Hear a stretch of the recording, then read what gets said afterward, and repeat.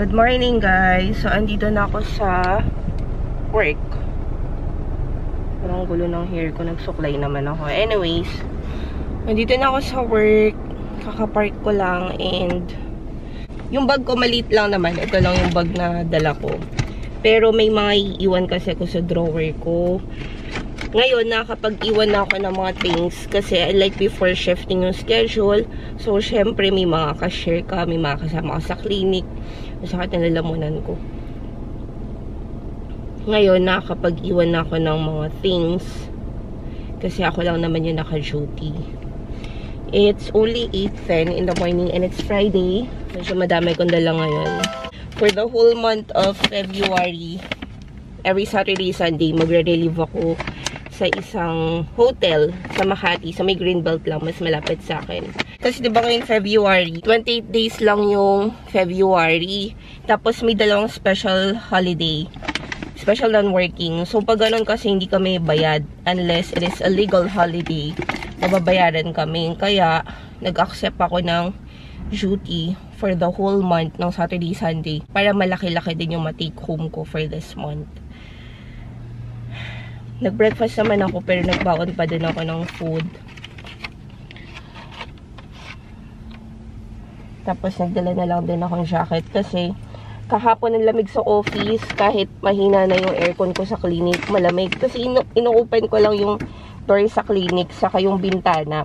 Dahil nga 'di ba syempre may mga patient na nagpapa-check up pag naka-aircon masyadong kulob yung area. Tapos papakita ko sa inyo later yung drawer ko sa clinic.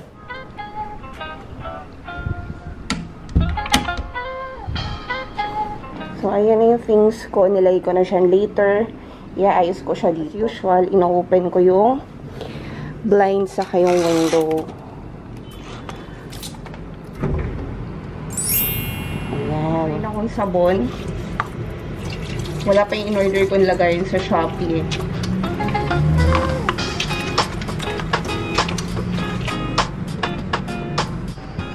And then, saka aalisin yung face shield.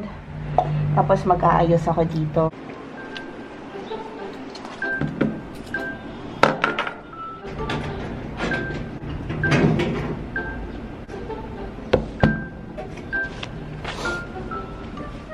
Mayroon akong baon kanin. Ayan, nagbabaon ako. Saka corn and carrots. And then, itong mga makeup, dinala ko para iwan dito. Tapos, since maliit yung dala natin bag, so dito ko natin sinuksok yung planner ko. Pero eto, inuuwi ko siya.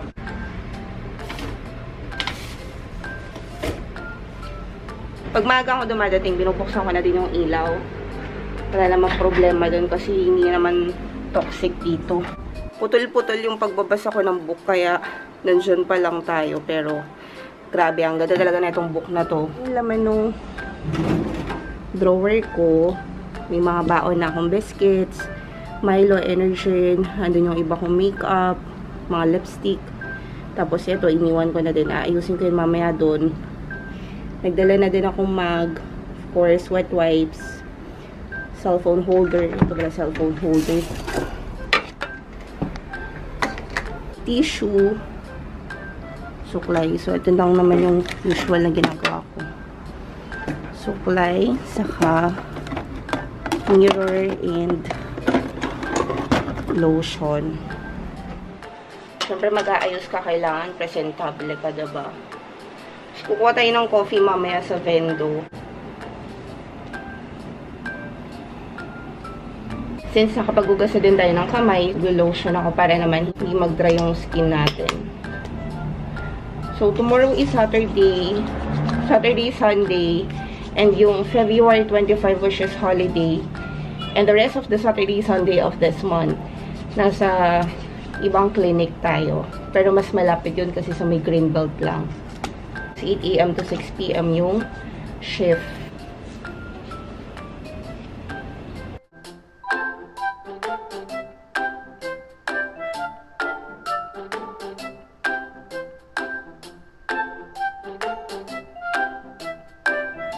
Nakalimutan ko mag-vlog, sorry. And pakita ko sa inyo yung Reason Coffee and Donuts. And yung case ko na in-order sa Shopee, nandito na din. Pero this one is only 26 pesos. Sobrang mura. Wait lang. Ito, translucent lang siya.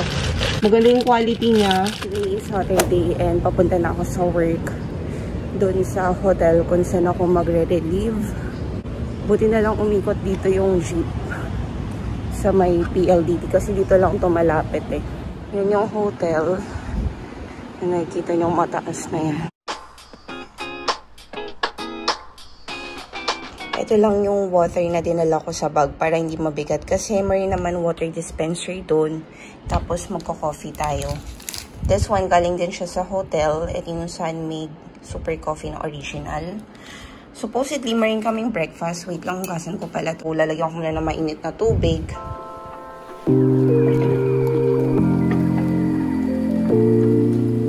Sandali sa mainit tong kutsara. Tapos, syempre, konting bandaw lang sa basketball. Ayos na lang. Maganda naman ito yung trabaho sa linggo.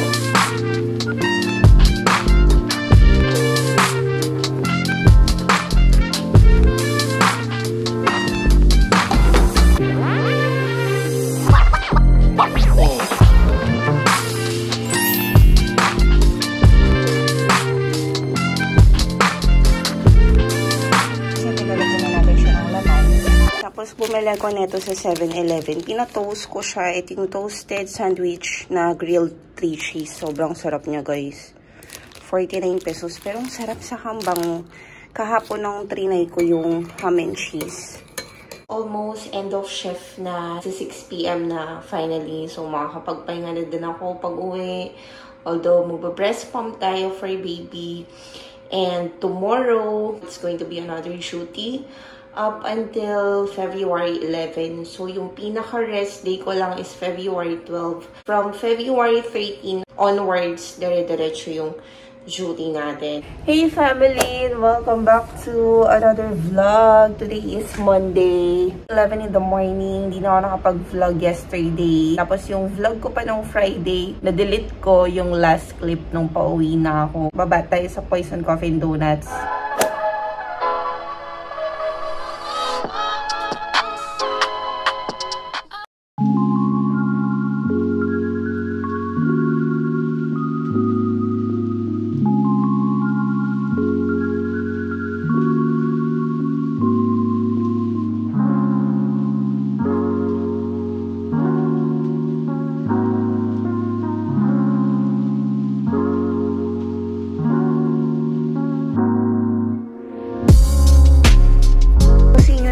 Last time kasi nga diba nabura ko yung clip. Ang binili ko is yung champurrado and yung salted something.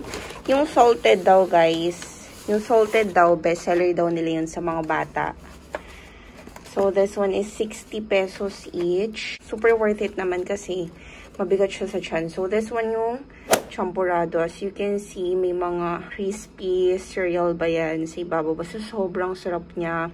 Tapos yung bread, plain lang talaga siya na bread na nilagyan ng ganyan, topping sa ibabaw. Makapal, hindi siya hangin sa loob. Para siyang choco dip donut ng Starbucks.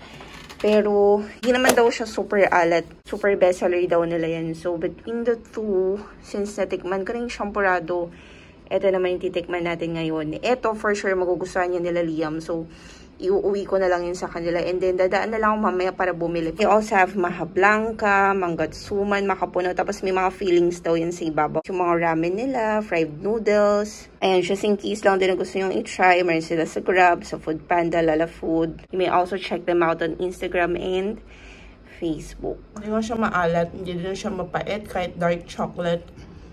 Hindi din sobrang tamis. Pero for me, parang ordinary donut lang siya. Mas special pa din yung lasa ng champurrado. Yun pala akong isi-share sa inyo. Nakita ko lang to sa bookstore sa Greenbelt. Feeling ko pang ipit na books. Kasi siguro hindi pa siya uso back then. Pero ayun o, nilalagyan ko siya ng ganyan. Sticky note din niya na ginupit ko lang yung part na merong dikit. Tapos, alam niyo naman ako, may ligo ako sa ball pen. Anything as in basta pen. Hindi talaga mawawala yung pencil case sa bag ko. So, I have this different colors. Yung mga binili ko. Parang gel pen tong isa. Merong red, purple, green, saka black. Tapos, 1, 2, Ayan o, diba? Ilala ng hair ko. Pero inayos ko yan. Parang ni-roll ko siya kabilaan. Tapos half nakabagsak. Anyways, later siguro magda-drop by kami ng Power Mac. Nag-iisip ako kung bibili ko ng Apple Watch. But I'm not sure kung SE or 6. Although, kung makikita niyo yung price difference nilang dalawa, mas mahal yung 6 ng 7,000 sa SE. And on a practical side, syempre, mas gusto ko yung, yun nandun pa din yung purpose, pero hindi sobrang mahal. But I'm still thinking if it's really necessary, diba? Alam naman natin, need versus want. So, I'm trying to decide muna kung talagang bibili ba ako or hindi. And also, difference din yung price niya sa size ng screen. 42mm dun sa 40mm. Pero 2,000 lang naman yung difference niya. 18,990 yata yung 42. Tapos yung 40, 16,990. Bakit ako mag-Apple Watch? Number 1, ever since naka-Apple na ako. Number 2, I think it would be more practical at the same time kasi marilo ko, fossil siya. Kung bibili ko ng bagong fossil, ang price range niya nasa 8 to 10,000. And yung maintenance ng battery niya guys, tumatagal lang sa akin 3 months. Unlike with the Apple Watch, pwede mo siyang i-charge pag na-lowbat.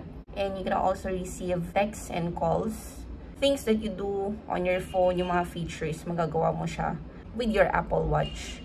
Especially pag nasa crowded places ka at hindi ka pwede maglabas ng phone. Here's my merienda, yung libreng coffee sa Vendo, tapos grilled cheese, cheddar cheese. Pag ganitong oras pala, naka 20 off na sila kasi until 4 PM lang talaga yung time nila. So instead of 79 pesos, tong grilled cheese, naging 59 na lang. Pero ganyan lang siya kaliit. Usual size, mga tasty, ayan. Ganyan lang. Pero bango ng cheese. Almost end of shift na tayo, as in 10 minutes na lang. And susunduin ako ni Brian. Tapos sakto, si mama nagpapabila siya ng pangkulay ng buhok. Pupunta kami ng Glorieta. Siguro doon natin kami titingin sa Power Mac. Pero, susurpresahin ko si Brian. Kasi yung watch niya nagasgasan. Ang gusto ko talagang bilhin sa kanya yung Huawei na watch fit. Pero ayaw niya, namamahalan siya. Pinunta ko agad yung Timex sa Glorieta 4 para magpa-reserve ng watch para later, pipick upin na lang namin and babayaran ko. So, wala siyang idea. Basta sabi ko sa kanya, sunduin niya ako. Samahan niya ako sa Glorieta. Tapos sabi niya, aantayin na lang daw niya ako sa parking lot. Doon na kami sa Glorieta 4.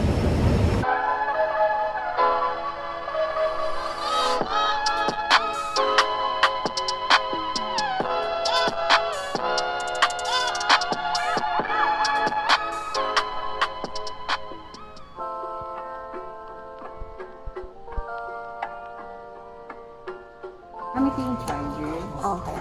Tapos on and off ko lang.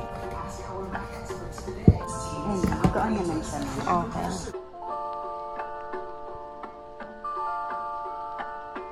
Nakabili na ako ng Apple Watch. Pauwi na kami. Ito na guys, yung Apple Watch is set up ko na siya para nakasync siya dito sa phone ko. And then yung size ng strap para sa kamay ko since maliit lang naman. Small, medium lang pala yung sa strap ko. Pero merong extra pang medium to large.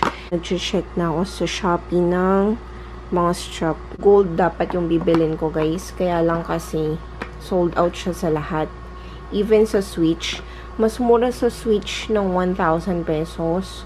Pero tinamad na kasi kami bumalik. Kaya ginaw ko na yung sa Power Mac. Kinuha ko Apple Watch SE. Yung charger. So, isa-set up ko muna siya.